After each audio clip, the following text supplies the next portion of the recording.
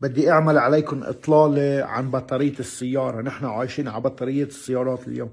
يعني مثل ما بتعرفوا العدو واقف على اجره ناس، نحن واقفين على الكلسون. بعد في عنا الكلسونة قشة الكهرباء. اللهم صل على محمد وآل محمد.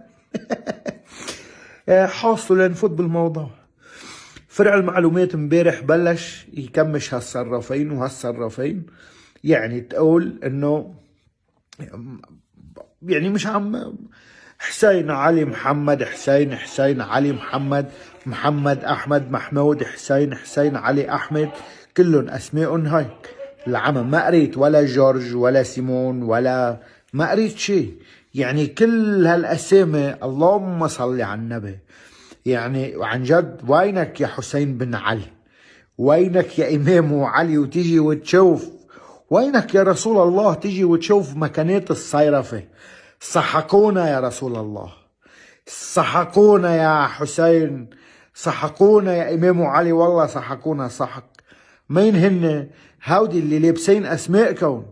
يعني انا ما قريت ولا اسم غير هذا الاسم. يعني هلا بدكم تقولوا عني طائفة، أنا ماني طائفة، أنا ملحد، بس أنا عم بحكي بلغتكم أنتو.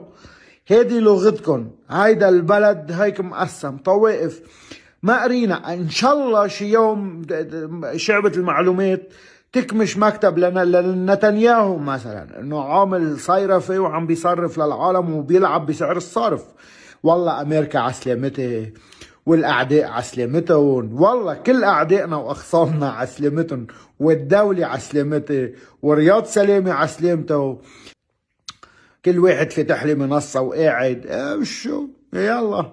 اللي عود على لك الدولارات ويعد الدولارات هيدا ما عاد تقنعه حياة انك تيجي تقول له كان ما بعرف مين وذهب ما بعرف لوين وقعد فطر على تمرة هيدا بده يعد دولارات. هيدا تعود على الطرف وتعود على هيدا انسان بصير كتير صعب انك ترجع تراوضه. كل ما هالمجتمع عم يغرق بالفساد، كل ما شعبه بده يغرق بالفساد اكتر. وكل واحد آدمي بده ينسى انه انا بيوم من الايام كنت انسان آدمي.